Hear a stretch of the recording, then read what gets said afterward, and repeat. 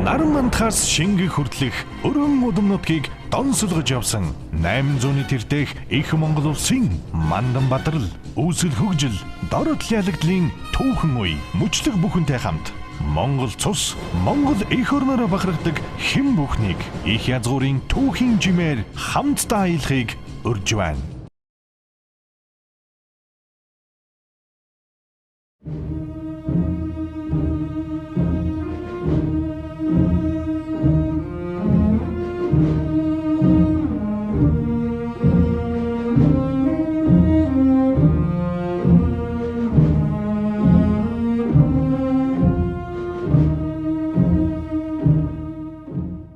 Яасан мэцхан хөөгтүүд түүхийн жимээр нэвтрүүлгийнхаа ээлж дугаарыг эхлэе. За бид нар түрүү Алтан улсын нийслэл Бээжин хотыг дайлаар мордсон асуудлыг яриад дараагаар нь Чингисийн 9 өрөлгийг 3 лекц болгож тусны яриад дууссан. За өнөөдөр Чингис хаан өөрийн биеэр Хорезмын улсыг дайлаар мордсон гэсэн ийм сэдвээр ярилцсан. За Хорезмын улс гэдгийг бид нэр монголчууд Сартуул улс гэж нэрлэдэг. За бүр монголчлох юм бол одоо худалдааны улс ч гэж нэрлэдэг юм би. Сартуул улс гэдэг бол өнөөдрийн газар зүйн байрлалаар наваад үсэх юм бол одоо Дундад Азийн орнууд. Өөрөөр хэлбэл Узбек, Казак, Нашлад, Иран, Афганистан, Ирак, Туркменстан, Тажикстан гэсэн энэ улсууд орсон Дундад Азийн орнуудыг бол одоо тэр үед Хорезмын улс гэж нэрлэдэг байж. За түрүүчийн хичээлдэр орсноор 1211-ээс 1215 оны хүртэл 4 жил Чингис хаан өөрийн биеэр урагшаагаан Алтан улсыг довтлож Алтан улсын нийслэлд Чинду хот буюу Бээжин хотыг эзэлж авах энэ үйл ажиллагааг 1115 онд Бээжин хотыг эзэлж аваад тэгээд дууссан тийм ээ. За ингээд цаашаагаан Алтан улсыг бүрэн дүүрэн эзэлж авах асуудлыг үргэлжлүүлээгүй. Дуусгаад өөрөө наашаагаан Хэрлэнгийн ордон руугаа буцсан. Хэрлэнгийн ордон руугаан буцсан шалтгааныг түүхчид янз бүрээр тайлбарладаг. За энэ олон тайлбарууд дундаас хамгийн их оновчтой тайлбар нь юу вэ гэхдээ зэрэг Чингис хаан бол ерөөсөө хятад одоо тэр үеийн Алтан улс өнөөдрийн хятад гэдэг бол их том улс тийм ээ.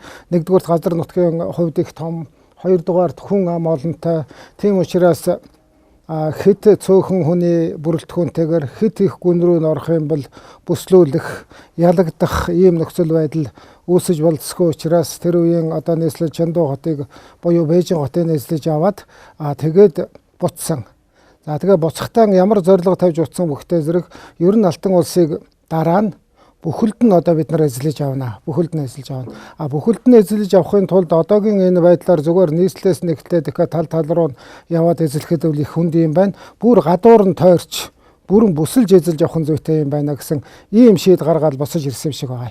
Тэгээд одоо Хэрлэнгийн хөдөө аралдаа босож ирснийхаа дараагаар энэ шийдвэрийнхаа дагуу зурчдын Алтан улсын зүүн хилээр одоо гуйлангийн одоо зүүн фронт гэдгээ нэгээд гуйлангийн чиглэлд нь нэг фронт гаргаад яг хойноос нь өөрийнхөө үргэлжлүүлж одоо Чинду хотыг хүртэл эзэлсэн тэр замаараа мухлагаар удирдуулсан гол цэргэн үргэлжлүүл тавиад баруун хилээр нь болохтой зэрэг Харкаданы устгах мөн одоо тэр хавийн бас улсуудыг эзлэж авах юм чиглэлээр Сэв Сүбэдэ хоёроо явуулаад өөрөө бүр баруун чигээр нь ороож одоо Хорезмын улсыг эзлэж авах ийм л төлөвлөгөө боловсруулад тэгээд одоо тэр үеийн Алтан улсын чин урд талд бол өмнөд сүн улс гэж бай тийм ээ. Өмнөд сүн улс гэж бол мөн ялгаа байхгүй. Дээр үе тустай байсан боловч одоо хятадын л дээд өгөл да.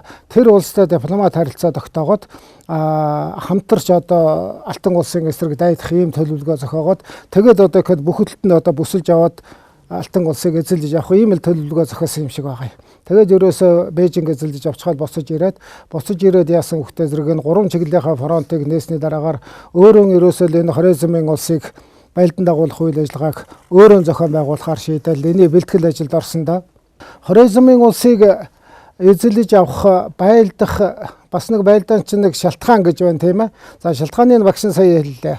Баруун урдуур нь тойрч хятадыг бүрэн бүсэлж зохиход нэгдүгээр Хорезмын улсыг байлдан дагуулж эзэлж авах тийм шаардлага байна. Хоёрдугаарт одоо сэрэг зэвсгийн хүч боломжоо нэмэгдүүлэхэд Дундад Азийн орнуудын одоо хөгжил хэрэгтэй байна. 3 дугаарт нь одоо энэ Дундад Азийн энэ орнууд хоризмын улс гэдэг чинь тэр үедээ өрөнд орныг холбосон маш том тийм худалдааны сүлжээ торгоны зам газар байсан тийм ээ. Тэр газрыг эзэлж авах хэрэгтэй байна. 4 дугаарт нь газар нутгаа тэлж, 5 дугаарт нь хүүхдүүдэд газар нутаг өмчлүүлж өгөх. Одоо ийм л асуудал. Хүүхдүүд 90 цент төрчихсөн том болсон. Тийм учраас энэ хоризмын эсрэг дайн байлдаанд оролцохдоо Чингис хаан өөрийнхөө 4 хүүг дөрвөлнгийн авч явдаг. Зүчигаан, Цагаадатай, Нөгөөдөөтэй, Тулуйтай нэгэд дөрвөлнгийн авч явж баруун тишээ дайн хийж байгаа. Өөрөөр хэлбэл одоо хүүхдүүдийн газар нутгаан тэлж хүүхдүүдийн газар нутгийг өмчлүүлж өгөх тухай асуудал. 5 дугаарт нь өөрөө байгаа дээрэн хүүхдүүдийн одоо дайн байлдааны тактик ямар байдгийг одоо үзүүлэх. Байлдааны утааны үнээр үзүүлэх ийм л зорилготойгоор хоризмын улсад дайрахаар шийдвэрлэсэндээ. Тэгээд энийхэн одоо шийдвэрлээд дараагаар нь дайны шалтгааны юм болохоор дайн хийх шалтгаан гэж нэг юм байна да. Дайн хийх шалтгаыг бол үнэхээр одоо тэр үеийн Сартуул улс өөрсдөө өдөөчихсөн.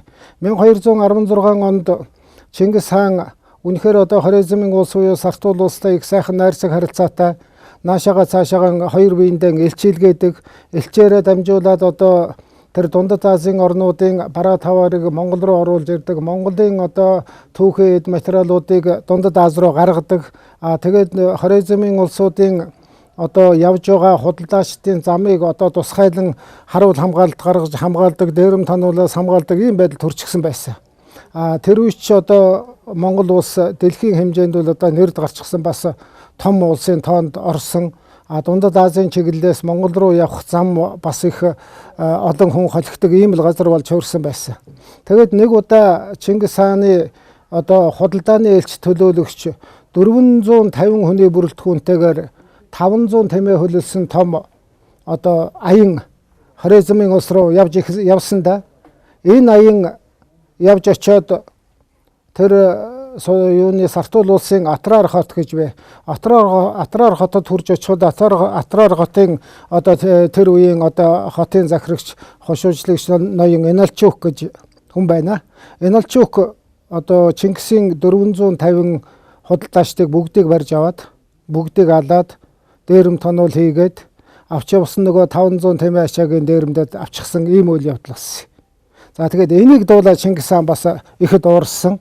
Одоо албан ёсоор бид хоёр талдаа элчид илгээгээд худалдааны үйл ажиллагаагаа сэргээгээд Монголын талаас болохтой зэрэг Дундад Азаас орж ирж байгаа бүх одоо худалдаачдын аюулгүй байдлыг хангахад яахааран одоо энэ Сартуул улсын тэр Атраар хотын ноён миний 450 одоо элч худалдаачдыг барьж авч цаазалдаг. Яахааран миний одоо 500 тэмээ ачааг одоо дээрэмж тондог байна уу гэж их хэмжээгээр уурсан гэж одоо түүхэнд бичиж үлдээсэн байдгийг. За тэгээд тийм учраас энийгээ нэгдүгээр дайны шалтгаан болгож үзэж байна. За тэгээд бас Чингис хаан өөрөө их дипломат хүн байсан юм шиг байгаа. Наадах нь үл зүгээр тэр Атраар хотын л одоо захирагч болохоос биш Сартуул улсын одоо дээд ноён биш шүү дээ. Сартуул улсын дээд ноён хан болохтой зэрэг хэн блэ? Султан Мухаммед гэж түрүү гарсан одоо Зэвийн үед Сүбэдэ хааны үед би та нарт ярьж өгсөн тийм ээ Султан Мухаммед гэж. Султан Мухаммедэд албан ёсоор төрийн элчээ уулж хэл хүргүүлсэн. За миний одоо худалдаачин элч төлөөлөгчдийг танаа тэр Атраар хотын тэргүүн Эналчук гэдэг хүн одоо барьж авч бүгдийг цаазалж амнасыг хороож эд хөрөнгийн дээрэмдэж тонсон байна. Энэ их муу үйлдэл. Тийм учраас энэ зэрлэг балмат хүндэн та арга хэмжээ авна уу? Өөрийнхөө одоо тэр хууль зарлагын дагуу ял сонсохын зүйтэй гэсэн байдлаар өөрийнхөө төрийн элч 3 хүний бүрэлдэхүүнтэй хүнийг явуулж яг Султан Мухаммедд бараалах болсон. Султан Мухаммед энэ Монголын төрийн элч төлөөлөгчдийг хүлээж аваад үл ойшоосон байдалтай элчийн тэргүүнийг цаазлаад дагаж явсан 2 хүнийхэн сахал самбайг нь одоо бүгдийг хусаа доромжлоод буцаага явуулчихсан. За тэгээд нөгөөдүүлээ эргэж ирсний дараагаар Чингис хаан ерөөсөө санаа шолуудаад юу гэж хэлсэн байдгүй хөхтэй зэрэг Монгол төрийн алтан аргамжийг Сартуул улс дасаллаа. Тийм учраас өшийг өшиж хяслыг хасаж Сартуул улсад дайлаар малцсоогоо гэсэн ийм зарлиг гаргасан. Энэ тухай бол одоо Монголын улс төвчөнд их сайхан тодорхой биччихсэн байдагдаа миний хөвгтүүд таарсан байлгүй нэг 254 мөрөвдүгээр хэсэгт байдаг үлүүд байныг хараатахаар ийм одоо зарлиг шийдвэр гаргаад За тэгээд нэгэнтэл одоо байлдаан хийх, дайн хийх шийдвэр их эзэн бог Чингис хаан өөрөө гаргасан болохтой зэрэг тэр үеийн одоо Монголын төрийн ёс заншил ёсоор явахдаа зэрэг их хурлдаагаа хоролдуулсан. Их хурлдаагаа за би ийм шалтгаанаар Сартуул улсад дайн байлдаа хийхээр шийдлээ. За одоо энэ бэлтгэл ажлыг ханганаа. Бэлтгэл ажилд нь юмнууд оролцсноо гэдэг их хурлдаагаа 1219 онд хоролдуулаад Сартуул улсад айлаар мордох, Сартуул дайн хийх энэ бүх чиглэл юмнуудаа тогтож авсан да. За тэгээд өнөөдөр нь их хаан өөрөө шийдвэр гаргаад бас их хурлдаагаараа шийдвэрлүүлээд маргааш нь гараад давхчихсан юм биш л дээ. Энэний бэлтгэл ажил гэж асар их юм хийгдсэн байдгийг. Яг одоо энэ Сартуул улсыг дайлаар мордох бэлтгэл ажил гэж асар их юм хийгдсэн. Энэ хүрээнд ямар шийд гаргасан гэхтэй зэрэг нэгдүгээрт нь өөрийн газар нутгаас холдоод хүний газар дайн байлдаа хийх гэж явах юм бол болохтой зэрэг ард талынхаа одоо Монгол төрийн хэргийг мэдэх асуудлыг хүмүүсэд даатгаж өгсөн. Өөрөөр хэлбэл тэр үе чинь одоо урагшаагаан их говийн урд хэсэг хүртэл нэг хэсэг газартаа их говоос хойш одоо энэ халахын нутаг гэдэг одоогийн өвөр Монгол, ар Монголын нутгууд бүгдээр байсан шүү дээ. Тэгэхээр их говийн урд хэсгийн болохтой зэрэг өөрийнхөө охин гүнж алаг бэхэд хариуцуулсан. Алаг бэхэ гэж өөрийнх нь одоо охин шүү дээ. Яагаад энэ охиндоо хариуцуулж байна вэ гэхтэй зэрэг яаж говьлээ бүх хүнүүдэн өөрөө аваад энд мордож байгаа шүү дээ. Дөрвөн хөөгөө дөрвөлнгийн аваад энд мордож байгаа учраас одоо охин нь ард нь төрийн хэргийг хариуцаж үлдэж байна шүү дээ. Алаг бэхэ гэдэг охин хариуцж үзээд тэгээд тэр охиндоо төр захирагч гүнж гэдэг цол олгоод албан ёсны тамга олгосон байдгийг. Энэ тамганы тухай Монгол төрийн тамга гэсэн сэдвээр багш нь ярьж байсан да тийм ээ. Гүнжийн тамга гэж байдаг юм аа. Археологоос энэ тамга нь олдсон. Одоо албан ёсоор музейд байдаг юм аа гэж тэр алаг бэхийг тамга байж тархан. Тэгээд алаг бэхий өмнөд үеэ хариуцсан төр захирагч гүнж болоод хойд үеэ хариуцсан говийн хойд хэсгээ хариуцсан нь бол өөрийнх нь хамгийн отхон дүү отчигэн биш дээ. Отчигэндээ хойд хэсгээ хариуцуулаад ихэд Монголын төрийг одоо дайн байлдаанд эзэн хааныг дайн байлдаанд явсан хаагуур нь төр захих эзэнтэй болгож өгч хуралдаагаараа шийдвэрлсэн. Нэгдүгээр асуудал. Хоёрдугаар асуудал өөрийнх нь Ёсой хатан бай тийм ээ. Ёсой хатан чи хэн бэлээ? Татарыг эзлэн авах үед одоо Ёсойгэн гэж одоо хоёр гатныг охины хоёулангийн өөрийнхөө хатан болгож авсан шүү дээ. 2 3 дугаар гатнаа болгож авсан. Энэний Ёсой хатан болохтой зэрэг их хаантаа холын газар харийн нутагт олон жилээр дайн байлдаа хийхээ явхад биеийн их сайн мэдэж яваарай. Ямиг яаж мэдхүү ямар нэгэн байдлаар эндэж осолдох тохиолдол гарахыг хэн бай гэх вэ? Эндэж осолдсон тохиолдолд таны одоо хааны ор суурийг хэн залгамжлах юм бэ? Энэ асуудлаа та эртхэн шийдээд энэ хуралдаагаараа шийдүүлээд түмэн тодорхой болгоход явах зүйлсээ гэсэн ийм зөвлөмж өгдөг Ёсой гатан. Тэгтээ зэрэг Ёсой гатныгаа энэ бас их ухаантай үг хэлж байна. Энийг бас авч үзхэн зүйтэйгээд их хуралдаагаараа хэлэлцээд Чингис хааны дараагийн хаан суудлын ор залгамжлагчаар өөрийн 3 дугаар хүү өгөөдөөгөө нэрлдэг тийм ээ. Өгөөдөөгөө нэрлдэг. Энэ тухай багш нь бас та бүхэнд ярьж байсан. За тэгээд дайн байлдаанд явахдаа тэр ч одоо асар том бүрэлдэхүүнтэй ягаар явна л да. Тэгээд өөрийнхөө хатад дундаас хэн гатнаа авч явдаг үлээ? Хулан гатнаа дагуулж явдаг. Хулан гатнаа дагуулж явахаар шийдээд ерөнхийдөө л одоо Монголын талаас энэ дайн байлдаанд оролцох монгол цэргүүдийн тоог 20 түм гэж тогтоод 20 түмэн цэрэгтэй явна. 20 түмэн цэрэг гэдэг чинь юу гэсэн үг вэ миний хөгтөд? 200 мянган цэрэг гэсэн үг шүү дээ. 200 мянган цэрэгтэй явахаар цэргийн тоогоо тогтоод. За тэгээд баруун тишээгийн дайн байлдааны үйл ажиллагаа хийх бэлтгэл ажилд бол нөгөө Чиндогот Бээжин хотыг хүртэл эзлэж явах явцдаа хятадаас олзолж ирсэн болон хятадын одоо өөрт нь бууж өгсөн олон жанжингуудыг маш олон хятад цэргүүдийг бас тус нь одоо бүрэлдэхүүн анги болгож зохион байгуулсан да. Их сонирхолтой байна. За ямар анги болгож зохион байгуулсан гэхтээ зэрэг нэгдүгээрт нь сал гүүрний инженерийн ангийг зохион байгуулсан. Одоо өнөөдрийнхаар бол одоо инженер анги гэж нэрлэдэг. Одоо ямар нэгэн том одоо гол мөрөн гатлаа штэ. Тэр гол мөрөн дээр одоо сал хийж тавьдаг. Мөн гол мөрнийг сэтэлж хот тосгод руу одоо усын урсгадаг. Энэ асуудлыг хариуцсан ийм тусгай анги зохион байгуулсан. Дандаа одоо хятад цэргүүдийн бүрэлдэхүүнтэйгээр. Энэ ангийн болохтой зэрэг Чанчун гэдэг хятад одоо ноён хятад цэргийн жанжин ахалж явсан гэж албан ёсоор түүхэнд бичсэн байна. Чанчун өөрөө Бээжинг эзлэх явцад Чингис хаанд өөрийнхөө сайн дураар бууж өгсөн ийм сэргийн жанжин юм. Энэ хүн баруун чиглэлийнх нь бүх одоо тэр гол мөрөн гатлахтай холбогдсон сал гүүрнийх нь асуудлыг хариулсан тусгай ангийн удирдах явсан гэж бичсэн байна. Хоёрдугаарт нь Усчны ба Их бууны анги гэж тусгай зохион байгуулсан. Их бууны анги гэж зохион байгуулсан. Энэ ангийн болохтой зэрэг мөн Сагархай гэдэг нэртэй энэ тэр нэг юуны хүү юм шиг байгаа маа, уйгрын хүү юм шиг байгаа. Одоо баруун чигийн уйгрын л одоо сэргэн жанжин тийм хүн командж явсан. Өөрөөр хэлбэл Их бууны ангитай явж байсан гэсэн одоо ийм мэдээ байна. Бэлтгэл ажлын хүрээнд. 3 дугаарт нь Чөдөр онс гэдэг нэртэй Үхэр бууны анги тусгайлан зохион байгуулсан. Өөрөөр хэлбэл одоо тэр онсон техникээр том чулуу, том төмрөөр хэрэмнүүдийг одоо бууддаг, тийм ээ, эвддэг, нураадаг, харвдаг одоо тийм тусгай ангийг Чөдөр онс гэсэн юутай Үхэр бууны анги гэж тусгайлан зохион байгуулсан гэж. Сонирхолтой байна, тийм ээ. За энийг Жадарахад гэдэг хүн зохион байгуулсан ахалж явсан гэж мөн түүхэн тэмдэглэсэн байна. Жадарахад гэдэг нь энэ Монгол хүн биш л дээ. Тэ. Ингэж тэмдэглэсэн байдгийг. За тэгээд бас болоогүй хамгийн орчин үеийн одоо Дайрт Галдбууны ангийг зохион байгуулсан. Дайрт Галдбууны ангийг зохион. Энэ Дайрт Галдбууны ангийн болохтой зэрэг Европын Бертуг гэдэг хүн удирдах явсан гэж. Ийм их том хэмжээний олон одоо орчин үеийн инженерийн зохион байгуулалтаа яг л нэг одоо энэ чинь нэг дэлхийн 2 дугаар дайны үеийн дайн байлдаа ярьж байгаа юм шиг сонсогдож байгаа үстэй та нарт. Тэгэхээр 13 дугаар зууны үед Чингис хаан Урагшаагаан Алтан улсыг дайлаар мордож Бээжин хотыг хүртэл эзэлж авчихад буцаж ирээд баруун тийшээгийн хийсэн дайн байлдааны явцтай бол одоо ийм их хэмжээний бэлтгэл ажил хангаж ийм их хэмжээний орчин үеийн одоо цэрэг зэвсгийн одоо ангиудыг зохион байгуулсан байх нэ гэж ойлгоо. Тэгэхээр одоо тэр үед бол маш их хэмжээний хүчин чадал хүчтэй байсан нь бол харагдаад байгаа. За бас болоогоо тусгайд одоо замын анги, гүүр усны ангиудыг зохион байгуулж байсан. Замын ангиудыг. Яагаад энэ замын ангийг зохион байгуулах бол өгөхтэй зэрэгчин одоо эндээсэн Монголоос гараад цаашаагаа Монголын хил даваа цаашаагаа явахтай зэрэгчин бол дандаа том гол мөрөн, дандаа том уул хадал одоо тааралдах болсон байхгүй юу.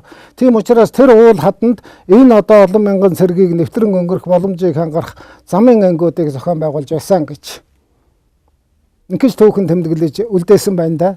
Маш их хэмжээний бэлтгэл ажил хийсэн байна, тийм ээ. За цэргүүдийн бэлтгэл ажлын хувьд бол нэг цэрэг 2 номтой, 2 ховд сумтай, нэг ховд сум нь ховд гэж миний хүүхдүүд нөгөө ном сумныхаа сумыг хийдэг хайрцаг савыг хэлдэг. Нэг ховд сумаа болохтой зэрэг усны тусгай хамгаалалттайгаар нөөцөнд авч явахаар нэг ховд сумаа байлдааны бэлэн байдалд авч явахаар 2 ном сумтай, 2 ховд сумтай. За тэгээд 1-2 бугуйлтай гэж гоё. За тэр үед одоо энэ бугуйл гэдэг энэ Монгол цэргүүдийн маш одоо их бас ойрын туслагч үнэхээр одоо сайн зэвсэг байсан гэж байна шүү. Ерөөсөө л морьтойгоо уулгалж ороод тэр морьтойч тайсан бай, явганч тайсан бай, бугуйлаараа шидээд л алддаггүй. Тэгэл хүзүүгээр нь толгоогоор ноосрлж аваад гэсэг чирж давхаад нөгөөх нь өгдөг. Тийм учраас бугуйл бол одоо маш их сайн зэвсгийн тоонд орж байсан. Тийм учраас цэрэг болгон 1-2 бугуйлтай. За цэрэг болгон 2-4 морьтой гэж гоё.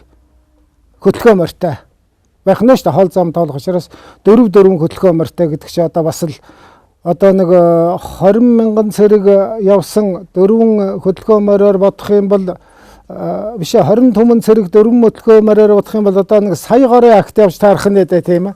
Ийм. За тэгээд цэрэг болгон 1-2 мяндсан цамцтай гэж. Мяндсан цамц гэдэг нь юухтэй зэрэг ном сумны зэв ирээд биеинд нь шигтгэхэд нэгдүгээрт тэр мяндсан цамц ном сумны зэвийг биеинд нь шигтэгдгүй, хоёрдугаарт нь шигтгэхэд орчихсон зэвийг буцаага татаж гаргахад нь бол ихээхэн нэмэртэй тустай байдаг гэн.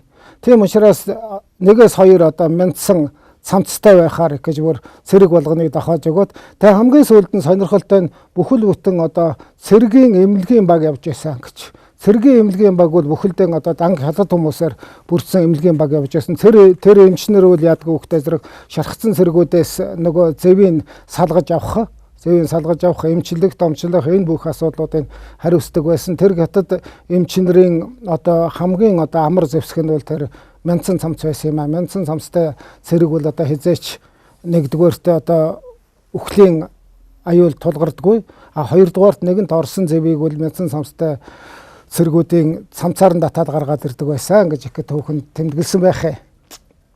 За ингээд өөрөө болохтэй зэрэг за би Монголоосоо хөдлөөд Уйгурын эрчис мөрөнд очиж буунаа. Уйгурын эрчис мөрөнгийн хажууд очиж буухад бүх цэргүүд одоо бүх талаас нь тэндээс очино гэдэг нь юу гэхтэй зэрэг энэ дайн байлдаанд бас цаанаасаа уйгурууд хүч нэмж оролцсон. Уйгурууд нь цаанаасаа ирнэ, наанаасаа Монголын цэргүүд ирнэ. Тэгээ эрчис мөрөнд очиж бүгдээрээ буuna. Тэр үед бол Монголын цэргийн тоо 40 түн болсон байх ёстой гэж ингэж тооцоо хийгээд за тэгээд нөгөө эн чин мэдээж Уйгур гэдэг чин Дундад Аз руу ингээд давж явах чин хамгийн наад талын даваагүй юу байх вүлээ? Монголын газраар давхад бол одоо Алтай нуруу байна тийм үү? За тэгээд Алтай нуруугаар энэ олон одоо хөсөг, тэрэг, цэвэг, адуу, мал давхад бол одоо үнэхээр хүндрэлтэй дээ. Тийм учраас урьдчилаад Алтай нурууны зам засах цэргийн ангийг тусгайлан зохион байгуулад өөрийнхөө өгөөдөөгөөр хариуцуулаад урьдчилаад гаргачихсан. Алтай нурууны замыг очиж засаад тэгшил шанзал цэрэг давхад байлдаг гэт. Дараагаар нь өшөө цаашаагаан Алтай нурууг даваад Монголоос гарсны дараагаар Дундад Аз ороход замд нь хамгийн том уул бол одоо та бүхний мэдж байгаа да монголчууд тэнгэр уул гэж нэрлэдэг. Одоо өнөөдөр ч гэсэн бид Памирын уулс гэж мэдхөө. Дундад Азийн наадлын Памирын уулс гэж далайн түвшнээс дээш 7000 м өндөр өргөгдсөн энэ Памирын уулдлаар л одоо давхаас өөр арга байхгүй байсан. Яагаад гэвэл зэрэг урдуур Памирын уулын урд гэсгээр одоо юунаас дамжаад Уйгурын нутгаар дамжаад Памирын уулын урд гэсгээр дамжаад явахтай зэрэг маш том одоо их хэмжээний элсэн цөлийг туулах болдог. Тэр том хэмжээний элсэн цөлийг чи яаж туулах вэ тийм ээ? 40 түмэн цэрэг гэдэг чинь 400 мянган цэрэг, 400 мянган хүн. 400 мянган хүнд 4 морь хөтлөгчсөн. Сая 600 мянган адуу. Тэр том цөлийг чинь одоо цөл гэдэг чинь өвс байхгүй. Цөл гэдэг чинь ус байхгүй. Тийм учраас одоо 400-аад мянган цэрэг, сая гарan мянган адуу тэр цөлийг амьд мэд туулна гэвэл үнэхээр хэцүү дээ тийм ээ. Тийм учраас урдуураа явж болохгүй. За бүр хойгууран сайхан одоо өвстэй, устай, эдээшилтэй газараар дамжаад Дундад Азад хүрэх гэхтэй зэрэг хэдэн зуун километр газар тойрч явах болдог. Тойрч. Тэр хэдэн зуун километр тойрч нэгдүгээр одоо маш удаан хугацааны аялал болно. Хоёрдугаарт нь яг хөвгтэй зэрэг адуу мал одоо эцэд турах ийм юмнууд их тохиолдно. За гуравдугаар зам нь хөвгтэй зэрэг одоо шууд Памирын уулыг даваад л Дундад Аз руу орох нэг ийм зам байна штэ. За тэгэхээр үл хэзээч тэр сартуулууд бодоогүй юм шиг байгаа. Чингис хаан тэгээд одоо Памирын уул даваануудыг даваад ороод ирнэ. Тэр хүний санаач багтахгүй. Далайн түвшнээс 7000 м өргөгдсөн. Дээрээ мөнгө цастай. За нэг түүхэн дэвснэр нь босоо хүний хэртэй одоо засан хонгортой. Тийм газраар тэр өвлийн дэсхэм одоо 40-50 градусын хүйтнийг даваад тэр олон морьтой цэрэг Дундад Аз руу уучих нь гэж хүний толгойд багтахгүй байна шүү дээ. Тийм учраас яадаг ч байсан Чингис хаан эхлээд Зэв Сүбэдэ хоёр дүүрэг өгөө. Зэв Сүбэдэ хоёр чинь дандаа одоо оройлон оролцдог одоо хошууч цэргүүд байсан шүү дээ. Тэднэртэй үүрэг өгөөд за нэг 5 түмэн цэрэг өгөөд гэж ярьдаг юм а. Зарим нь 3 түмэн цэрэг өгөөд ингээд явуулсан. Тэгээд үнэхээр энэ Сүбэдэнчүүл дандаа бас 2 дугаар игнэнд нь явдаг хамгийн тэргүй игнэндүүд хэн явдаг байла Зэвл явдаг байсан шүү дээ. Зэв тэгээд яг одоо Памирын уулыг даваад Памирын бүр хяраар нь явж байгаад цаад руугаа орсон байдгийг шүү дээ хөгтөөдөө. За тэгээд энэ тухай түүхэнд бол бас сэртгэл сэрхийн айхтрал юм бичсэн байдгийг үнэхээр одоо нэхий дээлэн өмсөд нэхий дээлэн дээрээс ямаан дахаан өмсөд бүх адууныхан одоо туурай хөлнүүдийг сарлагын арьсаар бүтээгээд тэгээд л одоо Памирын их сардгийг л одоо цаашаагаа тэр их засыг л давд туулсан. За тэгээд туулж явах явцад бол маш олон хэмжээний одоо адуу мал одоо өгөж өргөсөн, маш олон хүн хөлдөж өгсөн. За тэгээд сүүлдээ хүмүүс нь хөлдөж өгөхгүй тулд мордийнхон одоо цусыг ханаад амьдарангийн халуун цусыг уугаад тэгж л одоо тэр Памирын уулыг давж гарсан гэж ингэж бичсэн байдгийн шүү. Тэгсэн чинь нэг мэдсэн чинь тэгээ Памирын уулыг даваад цаад руу нороод очисон чинь аль хэдийн хавар болчихсон Узбекистаны үзэсгэлэнт нутагт ороо явчихж байна гэж байна шүү дээ. Нэг тийм айхтар газраас шууд одоо тийм сайхан жимс ногоо оргосон Узбекистаны үзэсгэлэнт нутаг руу шууд ороо явчихсан гэж. Тэгээд нөгөө юу Мухаммед султан чи хэл хөрнө үдэ нөгөө монголчууд чинь Памирын уулыг даваад хүрээд ирсэн. Аль хэдийн Узбекистаны нутагт ирчихсэн байна. Узбекистан гэдэг чинь бол одоо л бид Узбекистан гэж ярьж байгаа болохоос тэр үеийн бол одоо ялгаа байхгүй сартуулна л да. Сартул улс. Тэгээд Мухаммед султан тэр мэдээг сонсонгуудаа за яадаг ч бол одоо толгой сэргийлэх толгой ангин л ирж байгаа юм байна тийм ээ. Мэдээж Чингис хаан бол юм 3-4 хүн түмэн зэрэгтэй ирнэ гэж байхгүй. Тэр нь бол ард талд нь байгаа эднэр гаргаж байгаа юм байна. Яадаг ч байсан эхний ээлжинд толгой сэргийлэх толгойн ангийн бол дараа давъя гэд ихээхэн хүчтэйгээр шууд цаанаас нь Мухаммед султан өөрөө их хүч хөрөмтлүүлээд дайрдаг. За тэгээд үнэхээр том хүч байсан учраас Зэв Сүбэдэ хоёр бол энэ байлдаанд нэлээд туйлдсан, тамирцсан. Тэгтээ одоо Монгол морины маневрлах чадвар, монгол хүний ур ухаанаар нэг дайрч ороод л тийм ээ нэг хэсэг сүйтгэж угаагаад буцаж зүхтаагаад араас нь эрэхтэй зэрэг нөгөө хэсэг нь дасал зогсоор линксээр байгаад хамгийн сүүлд нэг 3 өдрийн байлдааны 3 дахь өдөр нь хоёр тал амс хийгээд шөнө ингээд түүдэг галаасаагаад хонжилдэ. Тэгтний өөхтэй зэрэг бүх хүмүүсээр түүдэг галаасаалгаад газар дээр нь орхичхоод шөнө нь тэр амс хийж явах хооронд нь зэв бүх зэргүүд аваад буцаа явчихсан байдаг. Тэгээд өглөө босоод ирсэн чинь Мухаммед зүгээр л одоо хоосон гал шүнжин хараад хончихсан бол таарад. Тэгээд тэнд л Мухаммед султан хэлсэн байдгийн би ер нь амьдралдаа ийм их дайчин, ийм их зоригтой, ийм их маневр сайртай цэргийг үзээгүй. Чингисийн цэрэг гэдэг бол одоо үнэхээр агуу юм байна гэж л. Тэгээд одоо Памирын уулыг давж ицсэн эхний л одоо 30 мянган цэрэгтэй нь тулж үзээл за Чингис гэдэг бол хэцүү хүн юм байна л гэдгийг л ойлгосон юм шиг байгаа юм да. Тэгээд чи ер нь нэг байлдах, дайдах одоо тэр бодол саналч байхгүй болсон гэж. Ингээд одоо Памирын уулыг давж Дундад Азад төрч байсан ийм нэг түүх байх юмны хөвгтүүд. За тэгээд энэ хооронд Чингис хаан 1219 онд нөгөө өөрийнхөө эрчис мөрөнд очиод буучсан 100 очсон. 100 тэндээ зусаад сайхан дэлгэр сайхан газар гол мөрний эрэг дээр мал одоо чинь гол хүч чинь тэнд яваа шүү дээ. Нөгөө 40 түмэн зэрэгчин одоо тэнд яваа гол хүчэн нэгтгээд зангидаад бүх юма хийгээд тэгээд 1219 оны намар бас их Чингис дипломат хүн байсан байгаа шүү. Мухаммед султанд илчилгээгээд. За нэгдүгээрт танай тэр Атраар хотын Инэлчүүх гэдэг ноён миний 400 элч худалдаачныг амь насын бүрлэгсэн. За би энийг бол одоо таны шийдвэр биш зүгээр тэр нэг хотын одоо ноёны шийдвэр байна гэж үзээд тэр ноёндон хуулийн дагуу ял зэм хүлээлэг гэж би танд өөрийнхөө төрийн тусгай элчийг илгээсэ. Тэгтэл та миний төрийн тусгай элчийн толгойлогчийг барьж авч цаазалсан. Тийм учраас Чингис хаан би өөрийн биеэрээ таны газар нутаг руу дайрч довтлох болно. Би танд дайн зарлж байна гэсэн ийм мэдээ хөргүүлсэн. Бас их дипломат байгаа үстэй тийм ээ. Шууд л одоо дайраад ороогүй шүү дээ. Би одоо танай дайн зарлж байна гэж албан ёсоор мэдээ хөргүүлээ. Тэгэл бүх цэргэн аваад л Дундад Аз руу нөгөө зэвийн гаргасан замаар орсон доо. За тэр үл одоо нөгөө их цэрэгчин явж байгаа юм тэр.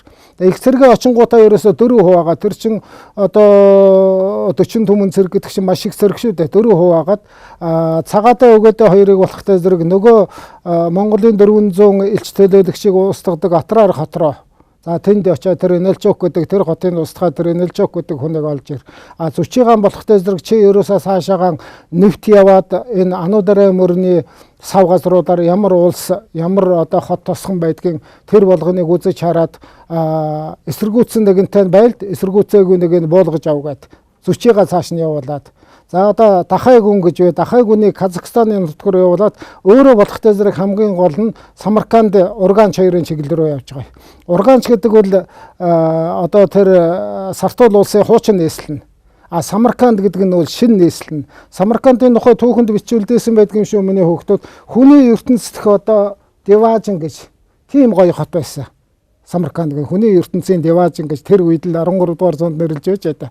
Тэгээд тэр гот руу өөрөө гол хүчээр аваад явсан. Учир нь хүүхдээ зэрэг тэр Мухаммед султан гэдэг ноён одоо тэр нийслэлдэл байгаа гэж одоо ихэд хүчээр 4% хагаад явчихсан юм шүү. Тэгээд юу яасан? Атраар хотыг үнэхээр бас их бэлтгэл ажил хангасан байсан учраас 5 сарын турш байлдж байж Атраар хотыг эзэлж аваад нөгөө айхтар Атман Инэлчүүхийг амьдарангийн барьж аваад тэгээд Самаркандын чиглэлд явж байсан Чингис хаанд хөргүүлээ. Тэгээд Чингис хаан тэрийг одоо ял асуугаад тэнд нь газар дээр нь цаазалсан. Тэгээд Атраар хотын тухай асуудал бол нэг тиймэрхүү. За энэ дайн байлдааны үед хамгийн их одоо өртсөн, хамгийн их нэрвэгдсэн хот бол одоо Сартул улсын хуучин нийслэл Урганчтай. Урганч гэдэг хотыг эзэлж авах гэж Монголын цэргүүд бүтэн 6 сар дайцсан байдгийг.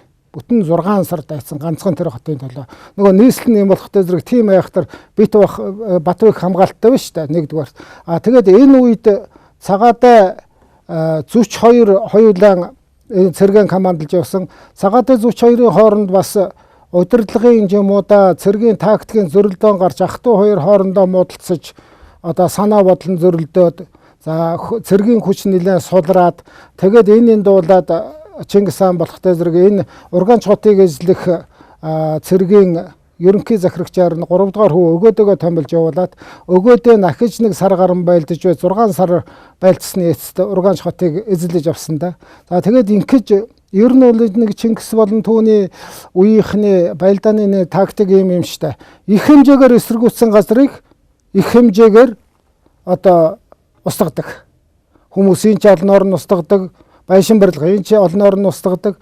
Ер нь ямар нэгэн эсэргүүцэл үзүүлээгүй буугаад өгчихсөн хотуудаар бол тэгээд өөрийн эзэмшилдээ аваад цаашаа гал их яваад байдаг. Тийм учраас Ургаанч хот бол үнэхээр одоо их хэмжээгээр эсэргүүцэл үзүүлсэн. Үнэхээр их одоо Монголын талч их хэмжээний хохирол гаргасан бүтэн одоо хагас жил одоо ганцхан тэр хотын төлөө тэр их олон зэрэг байлдсан байна шүү дээ. Тийм учраас одоо өшөө хорслон их байдгийн багавд Ургаанч хотод одоо үнэхээр нөгөө түүхэн тэмдэглэсэн байдаг шүү дээ. Монголын Чингис хаан гэдэг бол үнэхээр тийм хоморголон устгадаг хүн байсан, цус яргалал хийдэг хүн байсан гэж нэг тэмдэглэгддэг да тийм ээ. За тэгээ тэргээр нь түүхэнд одоо Чингисийг их хэмжээгээр муулждаг. Энэ хоморголон устгах цус яргалалыг бол үнэхээр одоо энэ Сартуул улсын Ургаанч хотод хийсэн юм шүү. Энэ чинь одоо бүхэл утан улсын нийслэл шүү дээ. Тэгээд тэр нийслэлийг эзэлж аваад 10 түмэн хүн буюу нэг 100 мянган хүнийг тусгайлан ялгаж авсан байгаа. Тэр 100 мянган хүн юу хөхтэй зэрэг нэгдүгээр дандаа уран дарахчуудын бүгдийг ялгаж аваад, хоёрдугаарт нь залуухан эм согтыг ялгаж аваад, гуравдугаарт нь ялах хүүхдийг ялгаж аваад, тэгээ бусдыг болохтой зэрэг толгой дараалан хятсан. Толгой дараалан хятахтаа яаж чадсан хөхтэй зэрэг нэг цэрэгд 24 хүн оногдуулаад цааш нь харуулдаг команд өгöd.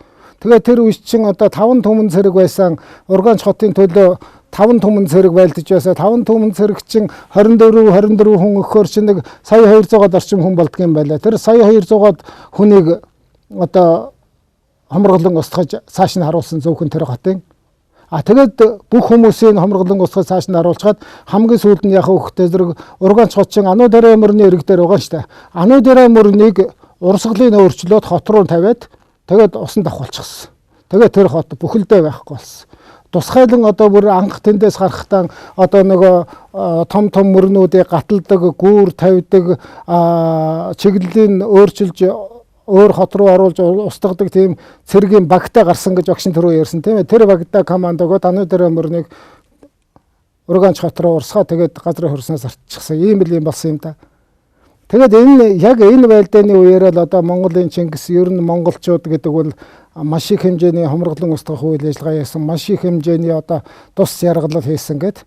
Тэгээд одоо тэр готын алж устгасан хүмүүсийн толгойгоор нь би бас нэг материал дээрээс үсэж байсан юм аа. Тэгээд хүүхдүүдийн толгойгоор тусна аваа усчихсан, энгийн хүмүүсийн толгойгоор тусна аваа усчихсан. Эн чинь зүгээр л хоморглож устгасан хүнийхэн тоо шүү дээ. Тэрээсээр байлдааны үед насварсан хүнийхэн тоо биш. Байсан гэж ингээд тэмдэглэсэн байдгийн. Ийм л их заналтай дайн байлдаан явагдсан да. За үүгээр өнөөдрийн хичээлийг өндөрлөе. Баярлалаа хүүхдүүд.